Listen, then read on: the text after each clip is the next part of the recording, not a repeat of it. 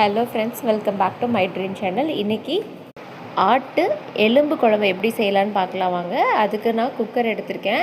அதில் 3 ஸ்பூன் அளவுக்கு நல்லெண்ணெய் ஆட் பண்ணியிருக்கேன்.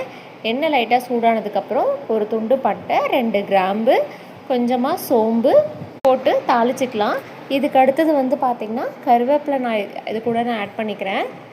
இந்த குழம்பை செய்கிறதுக்கு நான் சின்ன வெங்காயம் தோல் எடுத்து க்ளீன் பண்ணி வச்சுருக்கேன். அதை கட் பண்ணாமல் அப்படியே நான் ஆட் பண்ணியிருக்கேன். இதை நல்லா வணக்கி எடுத்துக்கலாம். இது கூடவே இஞ்சி பூண்டு பேஸ்ட்டு 1 ஸ்பூன் அளவுக்கு ஆட் பண்ணிக்கலாம்.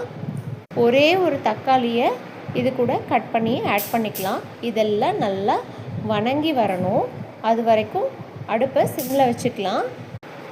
ஆட்டு எலும்பு சாப்பிடும்போது நமக்கு கால்சியம் சத்து அதிகமாக கிடைக்கும்.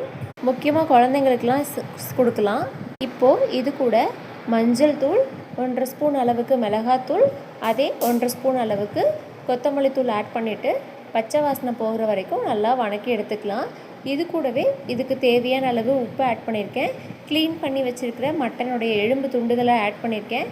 இதெல்லாம் ஒன்றோட ஒன்றா நல்லா மிக்ஸ் பண்ணிக்கலாம். இதில் நான் 1.5 கப் அளவுக்கு தண்ணியை ஆட் பண்ணிக்கிறேன். ஸோ மட்டனை நம்ம ஒரு 6லேருந்து 8 விசில் தேவைக்கு ஏற்ற மாதிரி குக்கரில் விசில் விட்டு எடுத்துக்கலாம்.